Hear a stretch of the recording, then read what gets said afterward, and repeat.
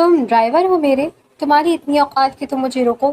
وہ غصے سے گھبرائی تو حمزہ خان زیادہ غصے سے مٹھی بھیج گیا۔ اپنے ایک مقصد کے لیے وہ اس مغرور امیر زادی کا ڈرائیور بنا تھا تاکہ اس کے باپ سے انتقام لے سکے، پر اندازہ نہیں تھا شکل سے معصوم اور کم عمر لڑکی اس قدر مغرور اور خودسر ہوگی۔ یار ایسے تو مت بولو، کتنا ہینڈسم ڈرائیور ہے، علیشہ کی دوست نے کہا، جس پر وہ کندھے اچکاتی گاڑی میں بیٹھ گئی۔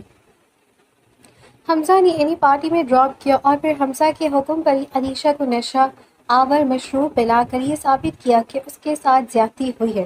علیشہ کی ماں اپنی عزت بچانے کے لیے اس کا نکاح حمزہ سے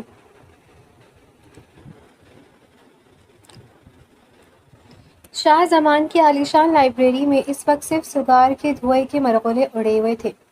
کمرے کی لکڑی کی بھاری میز کے پیچھے بیٹھے شاہ زمان کے چہرے پر گہری تشویش اور سختی نمایاں تھی۔ ان کی سلطنت جتنی بڑی تھی، ان کے دشمنوں کی تعداد بھی اتنی ہی زیادہ تھی، اور ان سب کے درمیان ان کی واحد کمزوری ان کی اکلوتی بیٹی عریشہ تھی۔ میز کے سامنے بالکل سیدھا علی پرسکون کھڑا تھا، حمزہ خانزادہ۔ اس کے چہرے پر کوئی خوف نہیں تھا، نہ ہی شاہ زمان کی دولت اور روب کا اس پر کوئی اثر دکھائی دے رہا تھا۔ وہ اپنی مٹھیاں بھیجے گہرے اور سرد تاثرات کے ساتھ شاہ زمان کی بات سن رہا تھا۔ شاہ زمان نے سگار ایک لمبا کش لیا، دھواں فضا میں چھوڑا اور اپنی عقاب جیسی نظریں حمزہ پر ٹکا دیں۔ حمزہ، میں نے تمہارا بیک گراؤنڈ دیکھا ہے، تم ایک عام ڈرائیور یا گارڈ نہیں ہو۔ تمہاری ٹریننگ اور تمہاری خاموشی بتاتی ہے کہ تم اس کام کے لیے بہترین ہو۔ شاہ زمان کی بھاری آواز کمرے میں گونجی۔ لیکن یاد رکھو، جس کام کے لیے میں تمہیں ہائر کر رہا ہوں وہ معمولی نہیں ہے، تمہیں عریشہ کی حفاظت کرنی ہے۔ حمزہ خاموش رہا، اس کے چہرے کی سختی لکیروں میں کوئی تبدیلی نہیں آئی تھی۔ وہ بس سر جھکائے کھڑا تھا جیسے ایک فرما بردار ملازم کھڑا ہوتا ہے۔ شاہ زمان میز پر جھکے اور اپنی آواز کو مزید گہرا کیا۔ علیشہ میری جان ہے، میرے دشمن اس وقت بلوں سے باہر آ چکے ہیں اور وہ مجھے توڑنے کے لیے علیشہ کو نشانہ بنانے کی کوشش کریں گے۔ تمہیں اس کی ہر سائے سے حفاظت کرنی ہے، وہ یونیورسٹی جائے، اپنے دوستوں سے ملے یا کسی پارٹی میں جائے، تم ایک سائے کی طرح اس کے ساتھ رہو گے۔ اسے دشمنوں کی ہر چال سے بچانا تمہاری ذمہ داری ہے۔ شاہ زمان کھڑے ہوئے حمزہ کے قریب آئے اور اس کے کندھوں پر مضبوطی سے ہاتھ رکھ کر اسے وارننگ دینے والے انداز میں کہا، ایک بات کان کھول کر سن لو حمزہ، اگر علیشہ کو ایک خراش بھی آئی، اگر اسے کچھ بھی ہوا تو میں یہ بھول جاؤں گا کہ تم کون ہو اور تمہاری اوقات کیا ہے۔ میں تمہیں نہیں چھوڑوں گا، تمہاری زندگی علیشہ کی حفاظت سے جڑی ہے۔ حمزہ نے اپنے کندھوں پر موجود شاہ زمان کے ہاتھ کو دیکھا اور نہایت پرسکون مگر گرجدار آواز میں کہا، آپ بے فکر رہیں سر، علیشہ بی بی کی حفاظت اب میری ذمہ داری ہے۔ جب تک میں ہوں کوئی دشمن ان تک نہیں پہنچ سکتا۔ شاہ زمان نے اطمینان سے سر ہلایا۔ چند اور باتیں کرنے کے بعد وہ وہاں سے نکل گیا تھا۔ تمہاری ہمت کیسے ہوئی میری ڈیزائنر ڈریس کو اس طرح پریس کرنے کی؟ تمہیں پتہ بھی ہے یہ کتنی قیمتی ہے؟ علیشہ کی چیخنے کی آواز پورے کوریڈور میں گونج رہی تھی۔ علیشہ جو حسن میں تو بے مثال تھی، لیکن غرور اور تکبر اس کی انگ انگ سے جھلکتا تھا۔ اس وقت وہ آئینے کے سامنے کھڑی اپنی ملازمہ پر بری طرح برس رہی تھی۔ ملازمہ خوف سے کانپتی ہوئی سر جھکائے آنسو بہا رہی تھی۔ بی بی جی، مجھ سے غلطی سے، ملازمہ نے ہچکیوں کے درمیان کہنا چاہا۔ Shut up, just shut up. Alisha نے اپنے ہاتھ میں موجود پرفیوم کی مہنگی بوتل بیٹھ پر پڑھ گئی، تم جیسے جاہل ملازموں کو کوئی کام ڈھنگ سے نہیں آتا۔ اگر دوبارہ میری کسی چیز کو ہاتھ لگایا تو اسی وقت اس گھر سے دھکے دے کر نکلوا دوں گی۔ چلی جاؤ یہاں سے۔ ملازمہ روتے ہوئے کمرے سے بھاگ گئی۔ علیشہ نے غصے سے گہرا سانس لیا، اپنے بال ٹھیک کیے، اپنے مہنگے لباس اور میک اپ کو آخری بار آئینے میں دیکھا۔ اس کے چہرے پر وہی تکبر تھا جو ایک امیر زادی کی پہچان ہوتا ہے۔ آج اسے اپنی سہیلیوں کے ساتھ ایک بڑی پارٹی میں جانا تھا اور وہ لیٹ ہو رہی تھی۔ وہ تیار ہو کر اپنے ہینڈ بیگ کو بازو پر لٹکائے تیز قدموں سے کمرے سے باہر نکلی۔ سیڑھیاں اترتے ہوئے اس کی ہائی ہیلز کی آواز پورے ہال میں گونج رہی تھی۔ جب علیشہ نیچے ہال میں پہنچی تو اس نے دیکھا کہ اس کے والد شاہ زمان لاؤنج پہ کھڑے ہیں اور ان کے ساتھ ایک مضبوط جسم اور سنجیدہ چہرے کا مالک نوجوان کھڑا ہے۔ اس کی نظریں جھکی ہوئی تھیں، لیکن اس کی شخصیت میں ایک عجیب سا روب تھا۔ علیشہ نے رک کر ناگواری سے اس نئے چہرے کو دیکھا۔ اس کا موڈ پہلے ہی خراب تھا اور اس نامعلوم شخص کی موجودگی نے اسے مزید چڑچڑا کر دیا۔ وہ تیز قدموں سے اپنے والد کے پاس آئی اور حمزہ کی طرف اشارہ کرتے ہوئے انتہائی بدتمیزی سے بولی، ڈیڈ یہ کون ہے؟ ہمارا نیا مالی ہے یا کوئی اور ملازم؟ شاہ زمان نے علیشہ کے لہجے پر ہلکی سی ناگواری کا اظہار کیا، لیکن نرمی سے بولے، علیشہ تمیز سے بات کرو، یہ حمزہ ہے، آج سے یہ تمہارا پرسنل گارڈ بھی ہے اور تمہارا نیا ڈرائیور بھی۔ تمہاری حفاظت کی ذمہ داری اب اس کی ہے۔ عریشہ نے آبروج گائے اس کی حمزہ کے اوپر ایک گہری تنقیدی اور مغرور نظر ڈالی. سر سے لے کر پاؤں تک اسے دیکھا جیسے وہ کسی سستی چیز کا معائنہ کر رہی ہو. حمزہ بالکل ساکت کھڑا تھا. اس کے چہرے پر عریشہ کی اس تنقید آمیز نظر کا کوئی اثر نہیں ہوا. گارڈ اور ڈرائیور. عریشہ نے طنزاً ہنستے ہوئے کہا, ڈیڈ مجھے کسی گارڈ کی ضرورت نہیں ہے, اور یہ میرا ڈرائیور بنے گا. اس نے حمزہ کی طرف دیکھ کر منہ بنایا. چلو دیکھتے ہیں کہ کتنے دن ٹکتا ہے.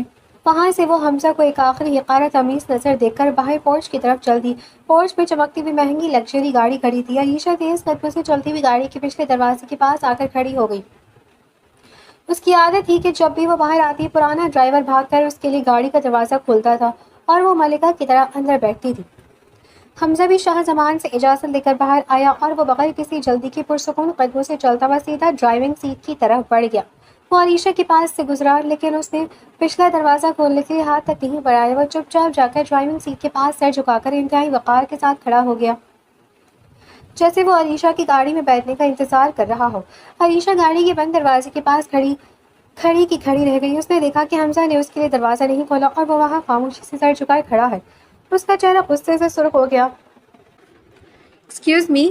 عریشہ نے وہیں کھڑے کھڑے اونچی اور تیز آواز میں حمزہ کو پکارا. حمزہ نے کوئی جواب نہیں دیا. وہ اپنی جگہ ساکت کھڑا رہا. میں تم سے بات کر رہی ہوں, گارڈ کم ڈرائیور. عریشہ چیخ کر بولی, تم وہاں بت بن کر کیوں کھڑے ہو؟ تمہیں نظر نہیں آ رہا میں یہاں کھڑی ہوں؟ تم گاڑی کا دروازہ کھولو میرے لیے. حمزہ نے آہستہ سے اپنا سر اٹھایا. اس کی گہری اور سرد آنکھیں سیدھی عریشہ کی غسیلی آنکھوں سے ٹکرائیں. اس کے چہرے پر نہ کوئی خوف تھا اور نہ ہی معذرت کا کوئی تاثر. وہ اپنی جگہ سے ہلا اور عریشہ کے قریب آ کر کھڑا ہو گیا. دونوں کے درمیان دوری کم تھی اور عریشہ کو اس کے قد اور روب کے سامنے تھوڑا پیچھے ہونا پڑا.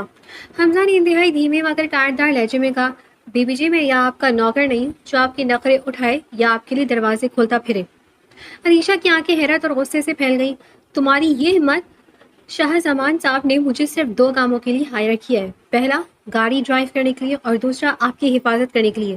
یہ دروازہ کھولنا اور بند کرنا, یہ کام آپ خود کرنے ہوں گے. میں آپ کی عیاشیوں کا ملازم نہیں, آپ کی زندگی کا محافظ ہوں. حمزہ نے ایک بات جاری کرتے ہوئے کہا, تم ایک معمولی ڈرائیور ہو کر مجھے سکھاؤ گے کہ مجھے کیا کرنا ہے؟ عریشہ غصے سے کانپنے لگی.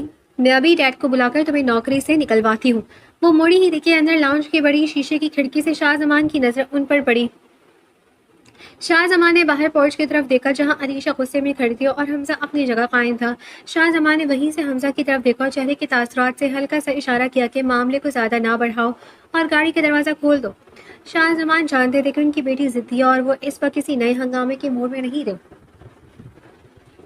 حمزہ نے شاہ زمان کا اشارہ دیکھ لیا. اس نے ایک گہرا سانس لیا. ان کے اشارے پر اس نے اپنی انا کو عارضی طور پر پیچھے دھکیلا. حمزہ نے عریشہ کی طرف دیکھا. اس کے چہرے پر ایک ہلکی سی پر اسرار مسکراہٹ ابھری جو عریشہ کو مزید تپانے کے لیے کافی تھی.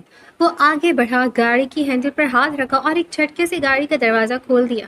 تشریف رکھیے بی بی جی, حمزہ نے تنزیہ انداز میں جھک کر کہا, لیکن اس کی آنکھوں میں اب بھی وہی چیلنج تھا. عریشہ نے غصے سے اسے گھورا, اپنے پیر پٹھے اور گاڑی کے اندر بیٹھ گئی. حمزہ نے دروازہ بند کیا, گھوم کر ڈرائیونگ سیٹ پر بیٹھا اور گاڑی سٹارٹ کر دی. آئینے میں اس نے عریشہ کے غصے سے بھرے چہرے کو دیکھا اور دل میں سوچا, غرور کا اثر ہمیشہ نیچا ہوتا ہے عریشہ, اور تمہارا غرور توڑنے کا کام قدرت نے مجھے سونپا ہے. گاڑی بڑے گیٹ سے باہر نکلی. دن معمول کے مطابق گزرنے لگے تھے اور عریشہ کی بدتمیزی عروج پر تھی. حمزہ محض اسے گھور کر رہ جاتا تھا. وہ کچھ کہتا نہ تھا, لیکن اس کی نظریں گھر کے چاروں اطراف رہتی تھی. وہ عجیب نظروں سے چاروں اطراف گھورتا تھا, مانو کسی چیز کا معائنہ کر رہا ہو. ایک رات جب سب گہری نیند سو رہے تھے, وقت تقریباً 2 بجے کا تھا. عریشہ نے اپنی کمرے کی بتیاں بجھا رکھی تھی, لیکن وہ خود جاگ رہی تھی. اسے اپنی سہیلی کے برتھ ڈے نائٹ پارٹی میں جانا تھا, جس کی اجازت شاہ زمان نے سخت سیکیورٹی الرٹ کی وجہ سے نہیں دی تھی. میں اس حمزہ اور ڈیڈ کے پہروں سے تنگ آ چکی ہوں. میں ایک قیدی نہیں ہوں. عریشہ نے غصے سے بڑبڑاتے ہوئے اپنے کندھوں پر چھوٹا بیگ لٹکایا. وہ دبے دبے پاؤں بغیر چپل کی آواز کی اپنے کمرے سے نکلی. راہداری کے اندھیرے کا فائدہ اٹھاتے وہ نیچے ہال کی طرف بڑھی اور عقبی دروازے سے لان کی طرف نکل گئی. اسے لگا کہ وہ کامیاب ہو گئی. اس نے گیٹ کی طرف قدم بڑھا ہی تھے کہ اچانک سامنے سے ایک بھاری مردانہ سایہ نمودار ہوا. ٹارچ کی تیز روشنی سیدھی عریشہ کے چہرے پر پڑی. عریشہ نے چونک کر آنکھوں پر ہاتھ رکھا. سامنے حمزہ کھڑا تھا. اس کی جیکٹ کے زپ بند تھے اور اس کے چہرے پر ہمیشہ کی طرح وہی سخت اور چوکاننا तासुरात थे। आधी रात को कहाँ जाने की तैयारी बीबी जी? हमजा ने तंजिया मगर धीमी आवाज से पूछा। अरीशा का दिल तेजी से धड़का, लेकिन अगले ही पल उसका गुरूर और गुस्सा आउद कर आया। वो गुस्से और बदतमीजी से चीख कर बोली, तुम्हारी हिम्मत कैसे हुई मुझ पर टॉर्च चमकाने की? तुम अपने काम से काम रखो, मेरा बाप बनने की जरूरत नहीं तुम्हें। चलो हटो मेरे रास्ते से। हमजा एक इंच भी अपनी जगह से नहीं हिला। उसने टॉर्च बंद की और अरीशा के बिल्कुल करीब आकर खड़ा हो गया। मुझे आपका बाप बनने का कोई शौक नहीं बीबी जी, लेकिन मुझे आपकी हिफाजत का जिम्मा मिला है और मैं अपने फर्ज से किसी भी सूरत पीछे नहीं हट सकता। बाहर खतरा है और आप इस वक्त घर से बाहर एक कदम ही नहीं रखेगी। मैं जाऊंगी, तुम मुझे नहीं रोक सकते। अनीशा ने उसे धक्का देने की कोशिश की, लेकिन हमजा चट्टान की तरह खड़ा रहा। हमजा ने बगैर किसी नरमी के अनीशा का बाजू मजबूती से पकड़ा। बहुत हो गया आपका ड्रामा, अब चुपचाप अंदर चले। वो अनीशा को इसके बाजू से पकड़कर वापस घर के अंदर ले आया। अनीशा मुसलसल तड़प रही थी, चीख रही थी, छोड़ो मुझे बदतमीज इंसान, मैं डैड को बताऊंगी, वो तुम्हें जान से मार देंगे। लेकिन हमजा पर उसकी चीखों का कोई असर नहीं हुआ। वो इसे घसीटता हुआ ऊपर के इस कमरे तक ले आया और उसे अंदर धकेल दिया। अनीशा ने मुड़कर भागने की कोशिश की, लेकिन हमजा ने उसी वक्त कमरे का भारी लकड़ी का दरवाजा बंद किया और बाहर से चाबी घुमाकर लॉक कर दिया। सिर्फ यही नहीं, हमजा जानता था कि वो कितनी खुदसर है। वो फौरन बाहर गैलरी की तरफ गया और गैलरी का बैरूनी लोहे का दरवाजा भी मजबूती से बंद करके ताला लगा दिया ताकि वो वहां से भी भाग जा सके। कमरे के अंदर से अनीशा दरवाजे पर मुठ्ठियां मार रही थी और चीख रही थी, हमजा दरवाजा खोलो, तुम एक मुलाजिम हो, तुम्हारी यह औकात। हमजा दरवाजे के बाहर पीठ टिकाकर खड़ा हो गया। उसके चेहरे पर एक सर्द मुस्कुराहट थी। चिल्लाओ जितना चिल्ला सकती हो अरीशा, अभी तो इस कैद की शुरुआत है। वो सारी रात वहीं खड़ा रहा, वहां से हिला तक ना था, जबकि अरीशा थक हार कर खामोश हो चुकी थी। अगली सुबह सूरज की किरणें डाइनिंग हॉल को रोशन कर रही थी। शाहजमान सरबराही कुर्सी पर बैठे अखबार पढ़ रहे थे और चाय की चुस्कियां ले रहे थे। अरीशा सीढ़ियों से उतरी। उसकी आंखें रात भर गुस्से से ना सोने की वजह से हल्की सुर्ख थी और चेहरे पर शदीद बेजारी थी। वो आकर कुर्सी पर बैठी और बददिली से नाश्ते की प्लेट को चम्मच से खरीदने लगी। शाहजमान ने अखबार नीचे किया और अपनी बेटी के उखड़े हुए मूड को भांप लिया। क्या हुआ अरीशा, तुम इतने गुस्से में क्यों? रात को नींद ठीक से नहीं आई? अनीशा ने चम्मच को प्लेट पर पटका। उसका दिल चाहा कि वो अभी हमजा की सारी करतूतें अपने बाप को बता दे कि किस तरह उसने उसे कमरे में बंद किया था, लेकिन वो जानती थी कि अगर उसने रात की बात बताई तो उसे यह भी बताना पड़ेगा कि वो आधी रात को चोरी छुपे पार्टी में जा रही थी और शाहजमान उसे मामले में बहुत सख्त थे। उसने अपने गुस्से को जब्त किया, जबरदस्ती चेहरे पर एक फीकी मुस्कुराहट लाई और बात खत्म करते हुए बोली, कुछ नहीं हुआ डैड, बस थोड़ा सा सर में दर्द है। नाश्ता खत्म करके वो खड़ी हुई, शाहजमान के पास गई, उनके गाल पर प्यार से बोसा दिया और बोली, मैं यूनिवर्सिटी के लिए निकल रही हूँ, बाय डैड। शाहजमान मुस्कुराए, खुदा हाफिज बेटा। जैसे अरीशा लाउंज से गुजरकर बाहर जाने लगी, हमजा कॉरिडोर से अंदर दाखिल हुआ ताकि उसे यूनिवर्सिटी छोड़ने के लिए गाड़ी की चाबी उठाई। दोनों का सामना हुआ। अरीशा ने हमजा को ऐसी खूनी नजरों से देखा जैसे वो उसे कच्चा चबा जाएगी, लेकिन हमजा ने इंतहाई सुकून से उसे रास्ता दिया और उसके पीछे बैठी और गाड़ी की तरफ चल दिया। यूनिवर्सिटी से वापसी का वक्त था। अरीशा अपने साथ अपनी दो सहेलियों को लेकर बाहर आई थी। रात के वाक़े और सुबह की बेइज्जती का गुबार अभी तक उसके जहन में उबल रहा था और वो अपनी सहेलियों के सामने खुद को बहुत ताकतवर और खुद मुख्तार दिखाना चाहती थी ताकि उसका खोया हुआ गुरूर वापस आ सके। पोर्च में चमकती हुई लग्जरी गाड़ी खड़ी थी और हमजा गाड़ी के पास हमेशा की तरह पुरसुकून खड़ा था। अरीशा अपनी सहेलियों के हमरा तेज कदमों से चलती हुई आई और पिछली सीट पर बैठ गई। उसकी सहेलियों के बैठते ही उसने अक्खड़ लहजे में एक लोकेशन हमजा की तरफ बढ़ाई। गाड़ी सीधी इस एड्रेस पर लेकर चलो, मेरे फ्रेंड्स वहाँ एक नाइट प्राइवेट फार्म हाउस पर पार्टी कर रहे हैं, हमें वहीं जाना है। अरीशा ने हुक्म देने वाले अंदाज में कहा। हमजा ने मोबाइल पर एड्रेस देखा, उसकी भौहें तन गई और उसने गाड़ी स्टार्ट करने के बजाय वहीं ब्रेक लगा दी। वो शहर के जुराइम पेशा और बदनाम इलाकों से अच्छी तरह वाकिफ था और शाहजमान के दुश्मनों की नज़र इसी ताक में थी। हमजा ने फ्रंट शीशे से अरीशा की तरफ देखा और इंतहाई संजीदा और सख्त लहजे में कहा, माजरत, लेकिन हम इस एड्रेस पर नहीं जा सकते। वो जगह फैमिलीज या आप जैसी लड़कियों के लिए बिल्कुल ठीक नहीं है। वहाँ का माहौल बहुत ख़राब है और शाहजमान साहब की तरफ से मुझे सख्त हिदायत है कि आपको किसी भी ऐसी गैर महफूज जगह पर ना लेकर जाऊँ।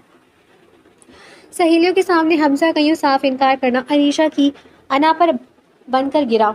उसका गुस्सा सातवें आसमान पर पहुंच गया। सहेलियों की मौजूदगी ने उसके अंदर की मकरूर अमीरजादी को मजीद भड़का दिया। वो गाड़ी का दरवाज़ा खोलकर बाहर निकली और फ्रंट सीट के पास आकर चीखने लगी, तुम ड्राइवर हो मेरे, तुम्हारी इतनी औकात कि तुम मुझे रोको।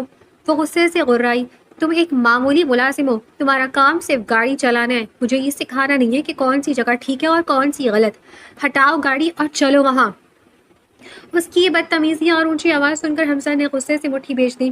اس کے اندر کا خون ابلنے لگا، اس کے چہرے کی رگیں تن گئی، لیکن اس نے خود پر قابو پایا۔ اسے اندازہ نہیں تھا کہ شکل سے معصوم اور کم عمر لڑکی اس قدر مغرور اور خودسر ہوگی۔ وہ خاموش رہا، لیکن اس کی آنکھیں خطرناک حد تک سرخ ہو گئیں۔ علیشہ کی بدتمیزی اور حمزہ کے چہرے کے سخت تاثرات دیکھ کر اس کی دوست نے ڈرتے ہوئے آہستہ سے علیشہ کا ہاتھ کھینچا اور سرگوشی میں بولی، یار ایسے تو مت بولو کہ اتنا ہینڈسم ڈرائیور ہے، اور شاید وہ سچ کہہ رہے ہیں۔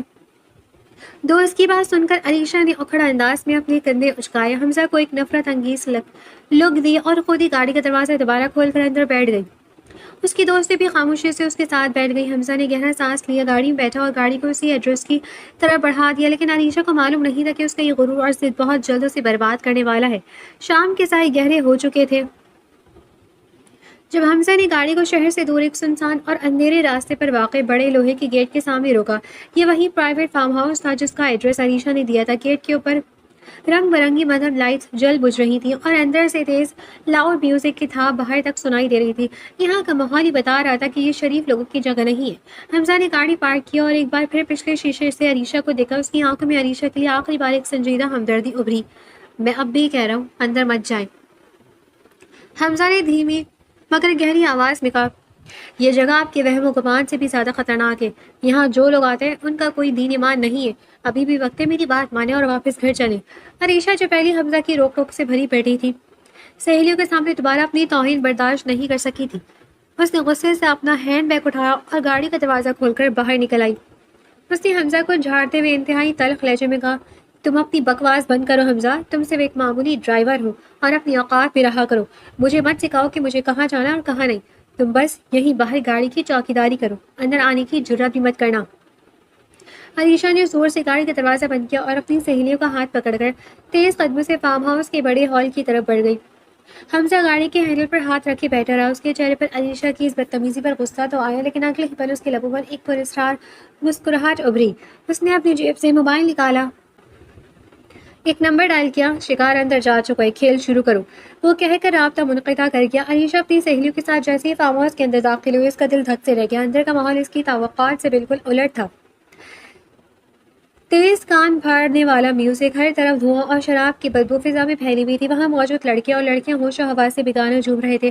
علیشہ نے جن دوستوں کے بھروسے پر وہاں قدم رکھا تھا وہ خود نشے میں دھت ایک کونے میں پڑے تھے۔ علیشہ کو فوراً اپنی غلطی کا احساس ہوا۔ اس کی سہیلیوں نے ڈر کر اس کا ہاتھ پکڑ لیا۔ علیشہ، یہ جگہ ٹھیک نہیں ہے، چلو یہاں سے واپس چلتے ہیں۔ ہاں چلو، علیشہ نے گھبرا کر کہا، اور جیسے ہی وہ مڑنے لگی اچانک ہال کے سارے دروازے بند کر دیے گئے اور تیز لائٹس بند ہو کر سرخ رنگ کی لائٹس آن ہو گئی۔ اگلے ہی لمحے وہاں چند اجنبی اور خطرناک نظر آنے والے گنڈے نمودار ہوئے۔ انہوں نے علیشہ اور اس کی سہیلیوں کو گھیر لیا۔ علیشہ کا پورا وجود خوف سے کانپنے لگا۔ ارے واہ، شاہ زمان کی لاڈلی بیٹی، خود ہمارے پاس چل کر آئیے۔ ان میں سے ایک نے طنزاً قہقہہ لگایا، تم لوگ کون ہو؟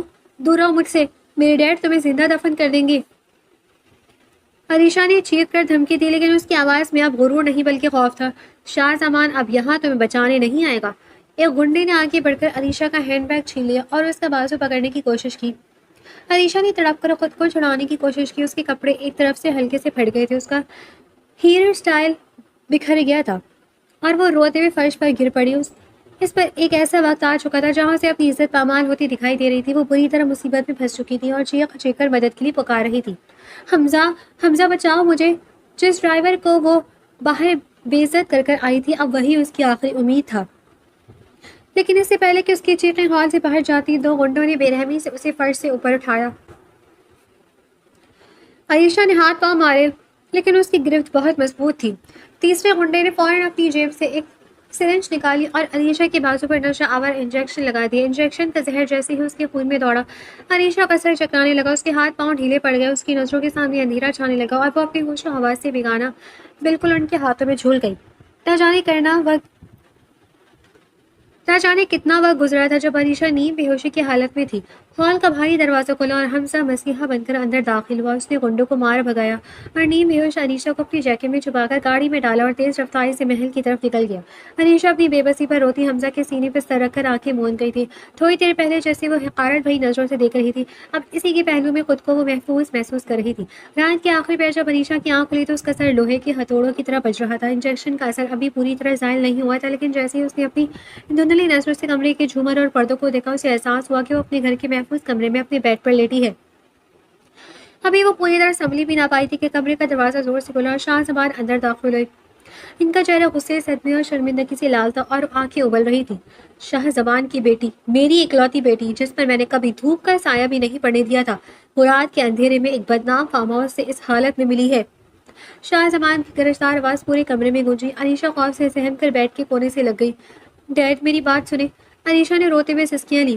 کیا سنوں میں تمہاری بات؟ شاہ زبان پاگلوں کی طرح چیخ رہے تھے۔ ان کا اپنی انا اور غصے پر قابو نہیں تھا۔ تمہیں اندازہ بھی ہے تم کیسی حالت میں گھر آئی ہو؟ کپڑے پھٹے ہوئے، ہوش و حواس سے بھگانا، کسی نشے میں دھت۔ اگر کل کو یہ خبر میڈیا میں آ گئی، میرے دشمنوں تک پہنچ گئی، تو میں سڑک پر چلنے کی قابل نہیں رہوں گا۔ میں شاہ زبان ہوں علیشہ۔ میں اپنی عزت پر ایک ہلکی سی آج، ایک معمولی سا حرف بھی برداشت نہیں کر سکتا۔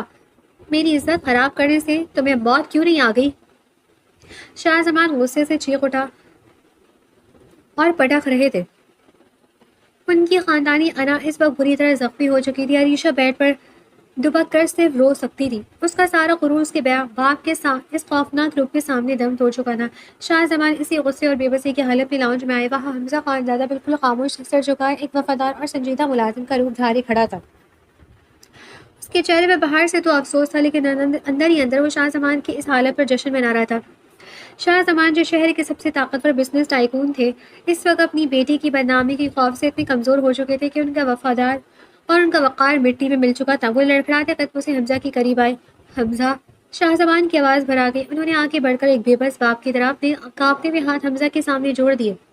تم نے کل رات میری بیٹی کی جان بچائی، لیکن اب تمہیں میری اس بوڑھے باپ کی عزت بچانی ہوگی۔ تم ہی میری عزت بچا سکتے ہو حمزہ۔ حمزہ نے جھٹکے سے شاہ زمان کے جڑے ہوئے ہاتھوں کو پکڑا۔ اس کے چہرے پر حیرت اور پریشانی آ گئی۔ سر، یہ آپ کیا کہہ رہے ہیں؟ آپ میرے مالک ہیں، میرے سامنے ہاتھ مت جوڑیے۔ حکم کرے میں کیا کر سکوں؟ اس واقعے کے گواہ صرف تم ہو یا وہ گنڈے جو بھاگ گئے۔ اگر یہ بات باہر نکلی تو میری بیٹی کہیں منہ دکھانے کے قابل نہیں رہے گی۔ میں چاہتا ہوں، میں تم سے التجا کرتا ہوں کہ تم علیشہ کے ساتھ اسی وقت نکاح کر لو۔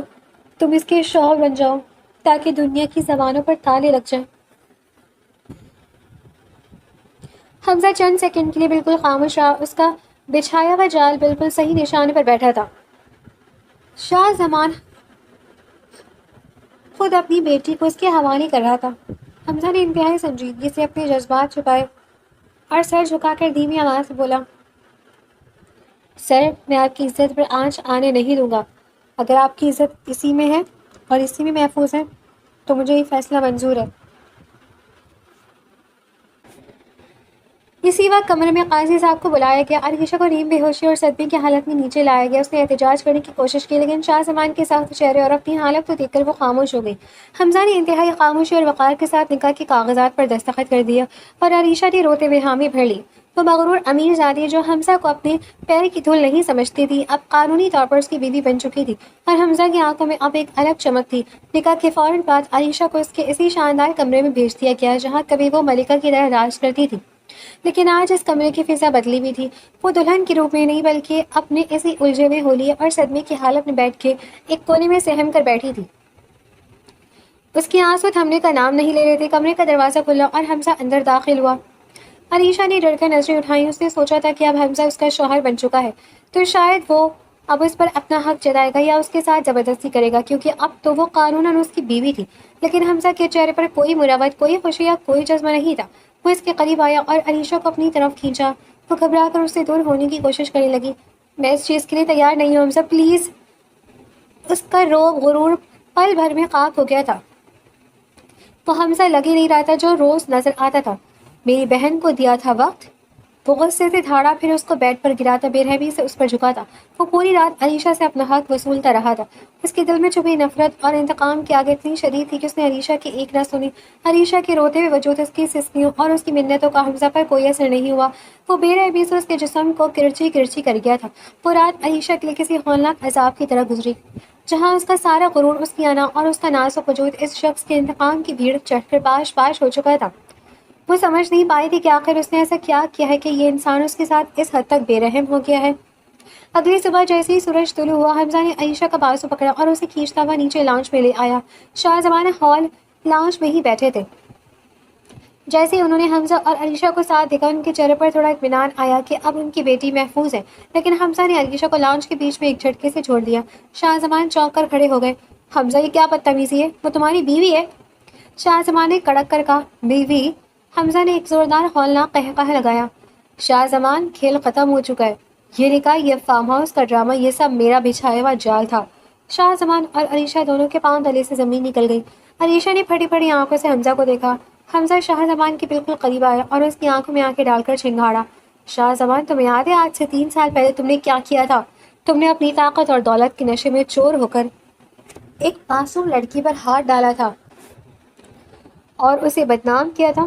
وہ لڑکی کوئی اور نہیں، میری اکلوتی چھوٹی بہن عالیہ تھی۔ شاہ زمان کا رنگ ایک پل میں سفید پڑ گیا۔ ان کے چہرے پر ہوائیں اڑنے لگی۔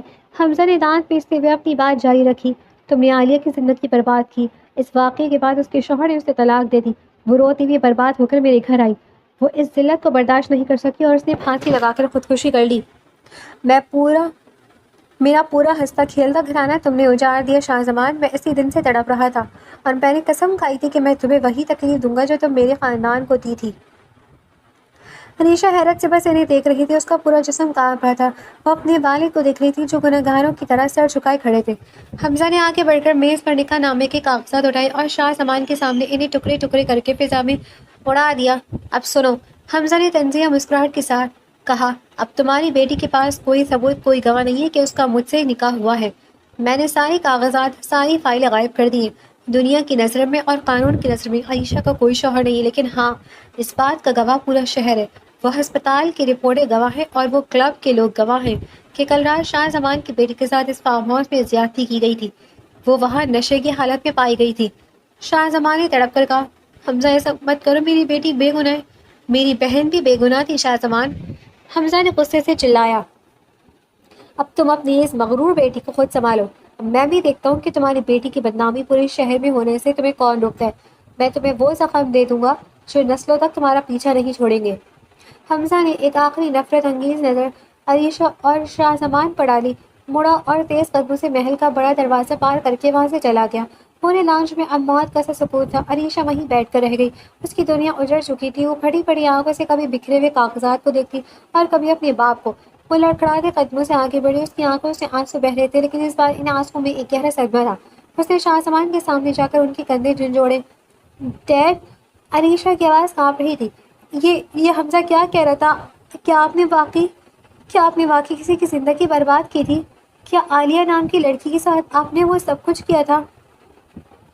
شاہ زمان نے اپنی بیٹے کی آنکھوں میں دیکھنے کی ہمت نہیں کی اور نہ ہی وہ کر پا رہے تھے۔ وہ گھٹنوں کے بل فرش پر بیٹھ گئے اور رونے لگے۔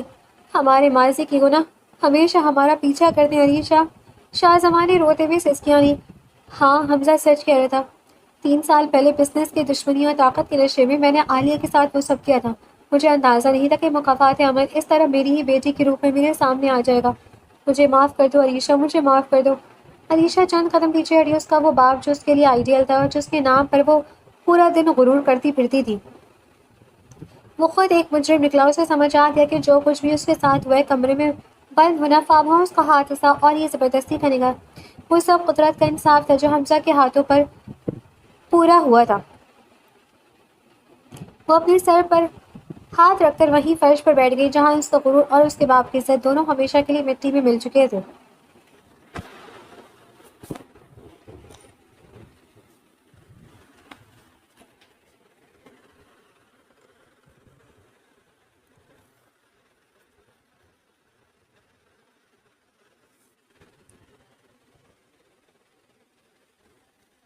2 سال بعد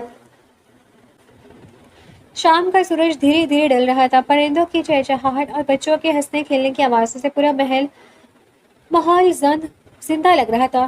پکی ہوئی گھاس پر ایک چھوٹا سا خوبصورت 1 سال کا بچہ اپنی ننھی ننھی ٹانگوں سے تیزی سے بھاگ رہا تھا۔ اس کے چہرے پر معصوم سی شرارت تھی اور وہ اپنی دھن میں مگن تھا۔ ایان بیٹا، آہستہ بھاگو، گر جاؤ گے۔ پیچھے سے ایک جانی پہچانی مگر ایک بالکل دھیمی اور سنجیدہ ہو چکی آواز آئی۔ ایان نے اپنی ماں کی آواز سن کر پیچھے مڑ کر دیکھا، ایک کھلکھلاتا ہوا قہقہہ لگایا اور الٹے قدموں آگے کی طرف بھاگنے لگا۔ اس کا دھیان سامنے نہیں تھا۔ اچانک ایان تیزی سے بھاگتے ہوئے پارک کے راستے پر چلتے ایک شخص سے زور سے ٹکرایا۔ ٹکر اتنی اچانک تھی کہ ایان کا توازن بگڑ گیا اور وہ پیچھے کی طرف گرنے ہی والا تھا، لیکن اس سے پہلے کہ وہ زمین پر گرتا یا اسے کوئی چوٹ پہنچتی، اس ٹکرانے والے شخص کی مضبوط اور پھرتیلی باہوں نے آگے بڑھ کر اسے انتہائی نرمی سے ہوا میں ہی لپک لیا اور اس کے چھوٹے وجود کو اپنے مضبوط سینے سے لگا لیا۔ او آرام سے چیمپئن، ایک بھاری جاندار مردانہ آواز گونجی۔ وہ ہاپتی میں پیچھے سے بھاگتی آ رہی تھی، اپنے بچے کو کسی کے قابو میں دیکھ کر فوراً رکی۔ تھینک یو سو مچ، آپ کا بہت بہت۔ اس کے الفاظ اس کے حلق میں ہی جم کر رہ گئے۔ اگلی پل جیسے علیشا کی نظر اس آدمی کے چہرے پر پڑی، اس کے پیروں تلے سے جیسے زمین نکل گئی۔ اس کی آنکھیں حیرت اور صدمے سے پھیل گئی اور وہ ساکت کھڑی کی کھڑی بس اسے ہی دیکھتی رہ گئی۔ وہی گھنی داڑھی، وہی گہری چیلنجنگ آنکھیں اور وہی مضبوط شخصیت۔ وہ کوئی اور نہیں تھا، حمزہ تھا۔ حمزہ جو ایان کو اپنی گود میں سنبھالے کھڑا تھا۔ جیسے اس نے علیشا کی آواز سنی، اس نے نظریں اٹھائیں۔ دونوں کی آنکھیں 2 سال بعد ایک بار پھر آپس میں ٹکرائیں۔ حمزہ کے چہرے پر بھی حیرت کی ایک لہر دوڑی، لیکن اس کی نظریں علیشا سے ہٹ کر اس چھوٹے سے بچے ایان کے معصوم چہرے پر جم گئی، جس کی آنکھیں بالکل حمزہ جیسی تھیں۔ پارک کی اس شام میں وقت جیسے ان دونوں کے لیے ایک بار پھر وہیں تھم گیا تھا۔ حمزہ نے حیرت بھری نظروں سے علیشا کو دیکھا۔ ان 2 سالوں نے علیشا کو پوری طرح بدل کر رکھ دیا تھا۔ اس کے چہرے پر اب وہ پرانا مغرور امیر زادی والا تکبر دور دور تک نہیں تھا، بلکہ اب اس کی آنکھوں میں ایک ٹھہراؤ، سادگی اور ممتا کا نور تھا۔ اس نے ایک سادہ سا سوٹ پہن رکھا تھا۔ پارک کی خاموشی اب ان دونوں کے درمیان پھیلے ہوئے برسوں کے سکوت کو توڑنے لگی تھی۔ حمزہ نے ایان کو آہستہ سے زمین پر اتارا، لیکن اس کا ننھا ہاتھ اب بھی حمزہ کی انگلی کو مضبوطی سے تھامے ہوئے تھا، جیسے وہ خون کا رشتہ پہچان گیا ہو۔ حمزہ نے ایک گہرا سانس لیا اور علیشا کی طرف دیکھا، جس کی آنکھوں میں آنسوؤں کا ایک سمندر تیر رہا تھا۔ ہمیں بیٹھ کر بات کرنی چاہیے علیشا۔ حمزہ کی آواز میں اب وہ پرانی نفرت یا طنز نہیں تھا، بلکہ ایک گہرا ٹھہراؤ اور دکھ تھا۔ علیشا نے خاموشی سے سر ہلایا۔ وہ دونوں پارک کے ایک کونے میں لکڑی کے بینچ پر آ کر بیٹھ گئے۔ ایان بینچ کے پاس ہی گھاس پر تتلیوں کے پیچھے بھاگنے لگا۔ علیشا نے اپنی کانپتی ہوئی انگلیوں سے اپنے دوپٹے کے کونے کو مروڑا اور نظریں جھکا کر بولنا شروع کیا۔ اس کی آواز میں اب وہ پرانا تکبر نہیں، بلکہ زندگی کی مشکلوں سے آئی ہوئی پختگی تھی۔ اس رات جب تم سب کچھ ختم کر کے چلے گئے، علیشا نے ہچکی روکی اور بولنا شروع کیا، اور ڈیڈ نے میرے سامنے اپنے اس بھیانک ماضی کا اعتراف کیا، تو میری روح تک کانپ اٹھی تھی۔ جس باپ پر میں اندھا فخر کرتی تھی، جس کی دولت کے نشے میں مگن ہو کر میں نے تمہاری تذلیل کی تھی، وہ خود ایک معصوم کی زندگی کا قاتل نکلا۔ مجھ سے اس گھر کی چھت، وہ عیاشیاں اور وہ بندہ برداشت نہیں ہو رہا تھا جو کسی کی بددعا پر کھڑا تھا۔ میں نے اگلی صبح وہ گھر، وہ جائیداد اور وہ سارا کالا پیسہ ہمیشہ کے لیے چھوڑ دیا اور وہاں سے نکل آئی۔ حمزہ نے چونک کر اسے دیکھا۔ اس نے کبھی نہیں سوچا تھا کہ اتنی نازک اور مغرور لڑکی ایسا بڑا قدم اٹھا سکتی ہے۔ علیشا نے اپنی بات جاری رکھی۔ گھر چھوڑنے کے کچھ مہینوں بعد میری طبیعت خراب رہنے لگی۔ جب میں نے ڈاکٹر کو دکھایا تو مجھے پتا چلا کہ میں پریگننٹ ہوں۔ میں تمہارے بچے کی ماں بننے والی ہوں۔ اس نے ایک نظر گھاس پر کھیلتی ایان پر ڈالی۔ اس وقت میرے پاس نہ سر چھپانے کی جگہ تھی، نہ کوئی سہارا۔ ایک امیر زادی سڑک پر آ چکی تھی۔ میں نے یہاں وہاں چھوٹے موٹے کام کرنا شروع کیے، لوگوں کے طعنے سہے، سستی بستیوں میں دن گزارے، لیکن خدا کا شکر ہے کہ میں پڑھی لکھی تھی۔ میں نے ہمت نہیں ہاری۔ کچھ عرصے بعد مجھے ایک اچھی کمپنی میں جاب مل گئی۔ مشکلات بہت آئیں، راتوں کو روتی تھی، پاؤں سوج جاتے تھے، لیکن جب بھی اپنے پیٹ پر ہاتھ رکھتی تھی مجھے جینے کی ایک نئی وجہ مل جاتی تھی۔ میں نے اکیلے اس بچے کو جنم دیا اور اسے سنبھالا۔ حمزہ علیشا کی آواز میں درد محسوس کر کے ٹوٹ گیا تھا۔ وہ لڑکی جو گاڑی کا دروازہ خود نہیں کھولتی تھی، وہ اس کے انتقام کی وجہ سے سڑکوں پر ٹھوکریں کھاتی رہی تھی۔ یہ سوچ کر ہی حمزہ کا دل تڑپ اٹھا۔ حمزہ نے آگے بڑھ کر علیشا کے کانپتے ہوئے ہاتھوں کو اپنے ہاتھوں میں لے لیا۔ اس کی آنکھوں میں ندامت کے آنسو صاف دیکھے جا سکتے تھے۔ علیشا، تم نے جو دکھ جھیلے اس کا ذمہ دار میں ہوں، حمزہ نے بھرائی ہوئی آواز میں کہا۔ اس رات جب میں اپنا انتقام پورا کر کے وہاں سے نکلا تو مجھے لگا کہ مجھے سکون مل جائے گا، میری بہن کی روح کو انصاف مل جائے گا، لیکن ایسا نہیں ہوا۔ میں ایک دن بھی ایک رات بھی چین سے نہیں سو سکا۔ تمہاری وہ سسکیاں، وہ رونے کی آوازیں میرے کانوں میں گونجتی رہی تھی۔ مجھے احساس ہوا کہ جو گناہ شاہزبان نے کیا تھا، اس کی سزا میں نے ایک بے گناہ لڑکی کو دی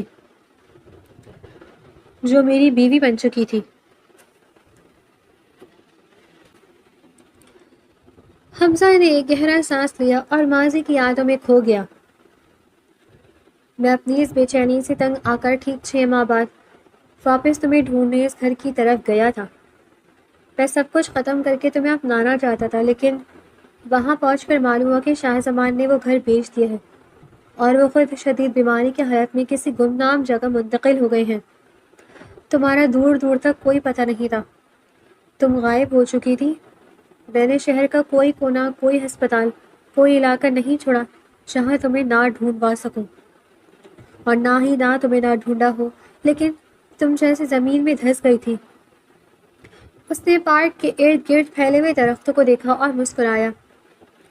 آج میں اسی شہر کے اس حصے میں صرف جاب کے سلسلے میں منتقل ہوا تھا۔ میں یہاں رہنے آیا تھا اور مجھے نہیں معلوم تھا کہ قدرت مجھ پر اتنی مہربان ہوگی کہ میری زندگی، میرا بچہ اور میری عریشہ مجھے اسی پارک میں مل جائیں گے۔ حمزہ بینچ سے نیچے گھٹنوں کے بل عریشہ کے سامنے بیٹھ گیا۔ اس نے عریشہ کے ہاتھوں کو چوما۔ مجھے معاف کر دو عریشہ، تمہارا اس سارے معاملے میں کوئی قصور نہیں تھا۔ تم تو میری اور تمہارے باپ کی دشمنی کے بیچ ایک مہرہ بن گئی، جس کی سزا تم نے 2 سال تک بھگتی۔ میں نے تمہارے وجود کو جو زخم دیے، میں ان کے لیے زندگی بھر تمہارا گنہگار رہوں گا۔ اگر ہو سکے تو مجھے معاف کر دو۔ عریشہ نے فوراً اپنے ہاتھ چھڑائے اور حمزہ کے آنسو پوچھتے ہوئے نفی میں سر ہلایا۔ نہیں حمزہ، معافی تمہیں نہیں بلکہ مجھے مانگنی چاہیے۔ عریشہ نے روتے ہوئے کہا، میرے باپ نے تمہاری معصوم بہن کے ساتھ جو کیا وہ کسی بھی طور معافی کے لائق نہیں تھا۔ حمزہ، مکافات عمل سچ ہے، میرے باپ کے گناہوں کا بوجھ مجھے اٹھانا ہی تھا، اور جو کچھ تم نے کیا وہ ایک تڑپتے ہوئے بھائی کا غصہ تھا۔ میں نے تمہیں اسی دن معاف کر دیا تھا جس دن مجھے سچ معلوم ہوا تھا۔ میرے دل میں تمہارے لیے کوئی نفرت نہیں ہے۔ حمزہ نے عریشہ کے چہرے کو دیکھا۔ اس نے عریشہ کو اپنے سینے سے لگا لیا۔ 2 سالوں کا سارا درد، ساری تنہائی اور سارے آنسو اس ایک گلے لگنے سے جیسے پورش کے دھوئیں کی طرح اڑ گئے۔ عریشہ نے بھی حمزہ کے سینے پر سر رکھا، لیکن اس بار یہ کسی بے بسی کی حالت میں نہیں تھا، بلکہ یہ اپنے شوہر کے پہلو میں ہمیشہ کے لیے پناہ پا لینے کا سکون تھا۔ مما، مما، پاپا، ایک ننھی معصوم آواز نے ان دونوں کو اپنی توجہ اپنی طرف مبذول کروائی۔ ایان اپنے ہاتھ میں ایک چھوٹی سی گیند پکڑے ان دونوں کو حیرت سے دیکھ رہا تھا۔ وہ سمجھ نہیں پا رہا تھا کہ اس کی مما اس اجنبی انکل کے گلے لگ کر کیوں رو رہی ہیں۔ حمزہ نے مسکرا کر اپنے آنسو صاف کیے اور آگے بڑھ کر ایان کو گود میں اٹھا لیا۔ اس نے ایان کی گال پر پیار کیا اور عریشہ کی طرف دیکھ کر بولا، ہاں آپ کے پاپا، اب پاپا آپ کو اور مما کو چھوڑ کر کبھی نہیں جائیں گے۔ ایان نے اپنے ننھے ہاتھوں سے حمزہ کا چہرہ چھوا اور اپنی توتلی زبان میں بولا، پاپا۔ یہ لفظ سنتے ہی حمزہ اور عریشہ دونوں کے چہروں پر ایک ایسی مسکراہٹ کھل گئی جو پچھلے 2 سالوں سے غائب تھی۔ شام کا سورج اب پوری طرح ڈھل چکا تھا اور پارک کی لائٹس آن ہو چکی تھی، لیکن ان کی زندگی میں امید اور خوشیوں کا ایک نیا سورج طلوع ہو چکا تھا۔ وہ دونوں ایان کا ہاتھ پکڑے ہنستے مسکراتے ہوئے پارک سے باہر نکلے تھے۔